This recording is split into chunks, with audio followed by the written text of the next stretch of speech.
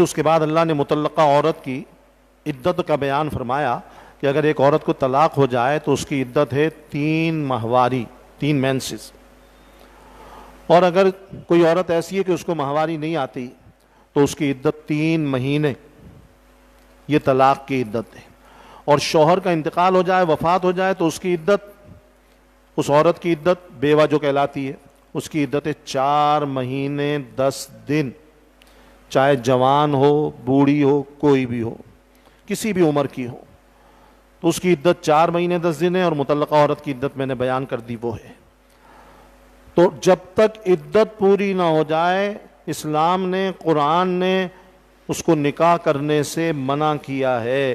عدت کے اندر نکاح بھی نہیں کر سکتی، عدت کے اندر نکاح کی بات چیت بھی کسی سے صراحتاً نہیں کر سکتی، کسی سے نکاح کا وعدہ بھی نہیں کر سکتی. یہ گناہ ہے. قرآن نے دوسرے پارے میں اس کی صاف ممانعت کی ہے.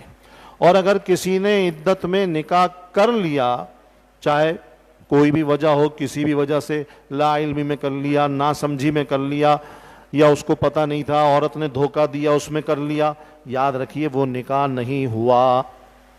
اس کو نکاح نہیں کہیں گے، اس کو زنا کہیں گے. وہ نکاح نہیں ہوا. اور جیسے ہی اگر مرد کو پتہ نہیں تھا کہ اس کی عدت ختم، وہ سمجھ رہا تھا ختم ہو گئی، عورت نے کہا میری عدت ختم ہو گئی، بعد میں پتہ چلا عورت نے تو جھوٹ بولا. جب پتہ چلا فوراً اس سے الگ ہو جائے، جدا ہو جائے، دور چلا جائے، کہ جو اب تک اس کے ساتھ رہا وہ گناہ تھا، حرام تھا، بدکاری تھی. اور توبہ کرے. وہ نکاح ہوا ہی نہیں اس سرے سے، تو جو اس کے ساتھ رہے وہ بدکاری ہے.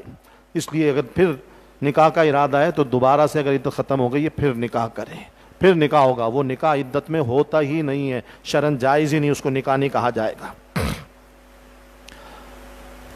اور اگر حاملہ ہوتا تو حاملہ کی عدت، چاہے شوہر کا انتقال ہو، چاہے شوہر طلاق دے، اس کی عدت وضع حمل ہے، بچہ پیدا ہونے تک. جب بچہ پیدا ہوگا، چاہے 1 مہینے میں پیدا ہو، چاہے 8 مہینے میں، 9 مہینے میں، پیدا ہوتے ہی پھر عدت ختم ہوگی، اس سے پہلے عدت ختم نہیں ہوگی.